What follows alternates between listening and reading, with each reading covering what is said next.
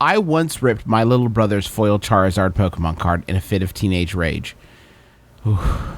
It has been 12 years, and my brother still has not forgiven me. He said the card was worth $50, and I've provided him with money quite a few times over the years, but he still brings up that Pokemon card every chance he gets.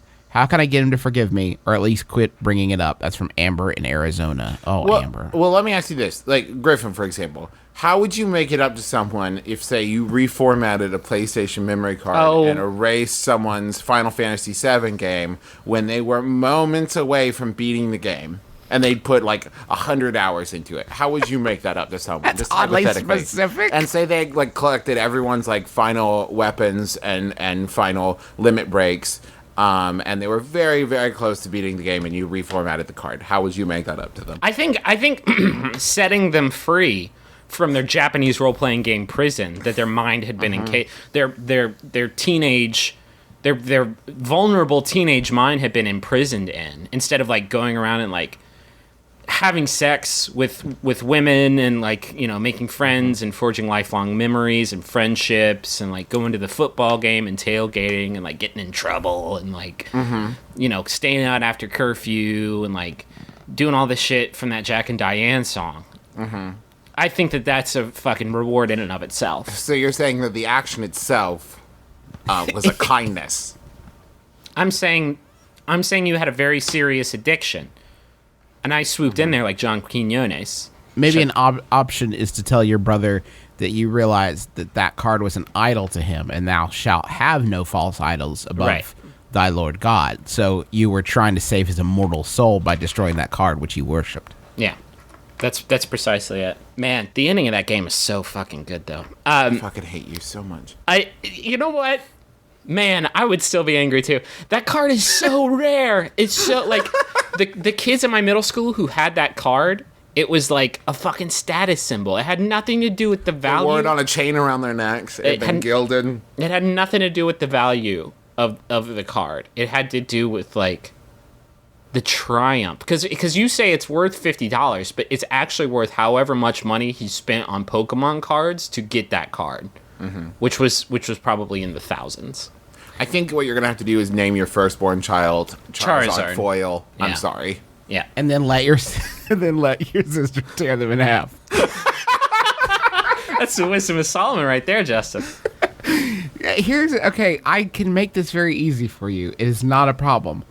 Go to eBay. I just did it for you. Type Charizard card, and it's $30, okay? Justin, you grab one for $30. Do you not understand the difference? You get it, you throw it in his face, and say, there, we're square. Well, and then tear it in front of him again and say, do it again. This is my card. You can tear it in half now if you want. There's a Pokemon Charizard First Edition base set Shadowless card graded PSA 8 near mint hollow. You can get that for $750 on eBay right now.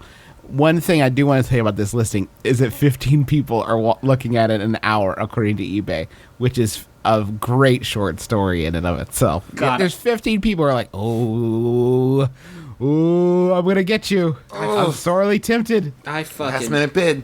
I fucking cashed out way too soon. I fucking got out of this trade craft way too early. Like a decade too early. But Griffin, for every dude who got out of Pokemon's too early, there's a dude there's 30 dudes who are just sitting on Pogs, meaning they're coming back. Here they come. This sweet Wolverine Slammer, it's going to be worth something when it comes out.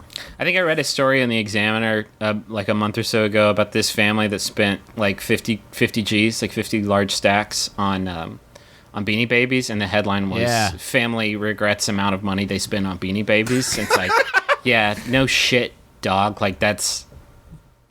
That seems pretty. I don't think you need that in 18-point font. I think that's pretty. I watched the little video that accompanied that, a little documentary that accompanied that, and the dad, who was sort of the driving force, had this T-shirt on that said "Bankrupted by Beanies," and I think that he probably got it when beanies were popular, and he could wear it, and other beanie fans would be like, "Oh, you," and now it's literal. No, listen. No, I've been literally bankrupted. I brought so much shame to my family. It seems almost accusatory. We've been eating Beanie Babies. We've been eating the beans that are inside of them. It seems almost accusatory, doesn't it? That You can't like fucking blame this on the banking bust. Like all the banks sold me these predatory Beanie Baby futures. Like, no, you dumb shit. Like, the Beanie Baby bubble is busted. yeah. I can't deal with Pokemon cards right now. Because I'm going to get this $750 one for Griffin for his birthday. What do you do with a $750 Pokemon card after you buy it? Tear it in half. And feel more Just powerful. because you can. It's me, it's Jay-Z. Coming over the kryptonite. We're tearing in half $750 Pokemon card. Everybody that walks in gets to tear in half a rare Pokemon card. We're using some as coasters. We're eating some. I got a holofoil Jigglypuff I got from the launch of the first movie back in 2001. We're gonna roll a J with it. Smack it. It's gonna taste fucking gross because I don't know what they put in holofoil.